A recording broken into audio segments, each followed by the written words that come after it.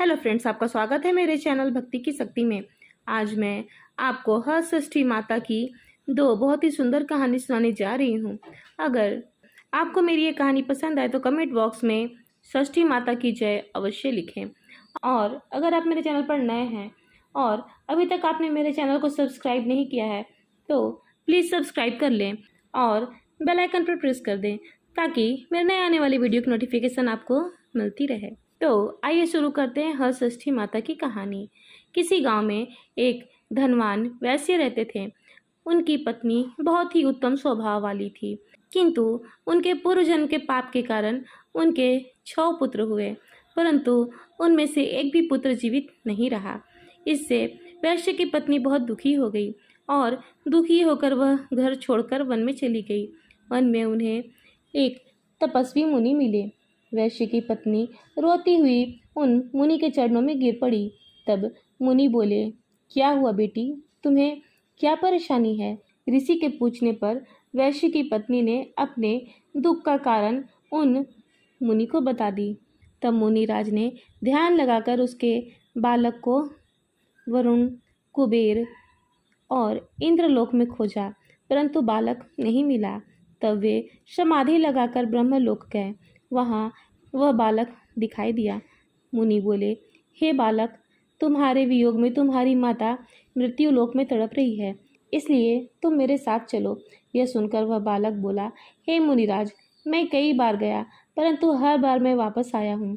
अब गर्भ के दुख से मैं दुखी हूँ, अब मैं नहीं जाऊँगा। मुनिराज ने उसे बहुत समझाया, परंतु वह तैयार नहीं हुआ और मुनिराज से बोला कि उनसे कहना कि वो मुझे पाने के लिए हर षष्ठी माता का व्रत करे और व्रत के प्रभाव से मेरे उत्पन्न होने पर मेरे पीठ पर पोता से प्रहार करे, तो इस क्रिया से मैं दीर्घायु हो जाऊंगा। यह सुनते ही मुनि की समाधि खुल गई और उन्होंने सामने बैठी वैश्य की पत्नी को उसके पुत्र का संदेश कह सुनाया। वैश्य की पत्नी संतुष्ट होकर घर वापस आ गई और समय आने पर उसने हर षष्ठी का व्रत किया। व्रत के प्रभाव से वैश्य की पत्नी गर्भवती हुई और 9वें महीने में उसे पुत्र की प्राप्ति हुई। पुत्र रत्न उत्पन्न होने पर उसने पूजा के अंत में बालक के पीठ पर पोता मारा, जिसके प्रभाव से वह दीर्घायु हो गया। अब वैश्य की पत्नी सदैव ही हर षष्ठी माता का व्रत करने का संकल्प ली और वह खुशी खुशी हर षष्ठी माता का व्रत करने लगी और अपने पुत्र और पति के साथ सुखपूर्वक जीवन व्यतीत करने लगी। हर षष्ठी माता की दूसरी कहानी। प्राचीन काल में सुभद्र नामक एक राजा थे। उनकी पत्नी का नाम सुवर्णा था। उसकी हस्ती नामक एक प्रतापी पुत्र था, जिसने अपने नाम पर ही हस्तिनापुरी बसाई थी। एक दिन राजा का पुत्र ढाई के साथ गंगा स्नान को गया। वहाँ उसे एक मगर ने निगल लिया। यह सुनकर स्वर्णा दुखी हुई और उसने क्रोध में आकर धाई के पुत्र को धधकती अग्नि के भांड में डलवा दिया। धाई पुत्र के शोक में निर्जन वन में जाकर एक शिव मंदिर में जाकर शिव, पार्वती तथा गणेश और कार्तिकेय जी की उपासना करने लगी।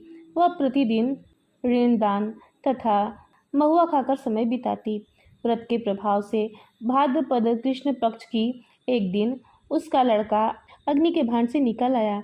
राजा रानी भांड से लड़के को जीवित निकला देखकर आश्चर्य करते हुए पंडितों से उसके जीवित निकलने का कारण पूछने लगे। तभी इस रहस्य को बताने के लिए शिव जी की आज्ञा से दुर्वासा ऋषि वहां आए। राजा रानी ने उनका स्वागत किया। ऋषि बोले, हे राजन, इस धात्री ने नियम पूर्वक पूरी श्रद्धा से भगवान शिव, माता पार्वती, भगवान गणेश और कार्तिकेय जी का पूजन किया है, जिसके प्रभाव से इसका लड़का जीवित हो गया। आप भी यह व्रत करें। राजा रानी ने दुर्वासा ऋषि को विदा करके धात्री पुत्र के पास गए। उन्हें वहाँ कुश पर बैठा पलाश के नीचे शिव जी का पूजन करते हुए देखी तो धात्री पुत्र ने उन्हें अपनी माता से मिला दिया।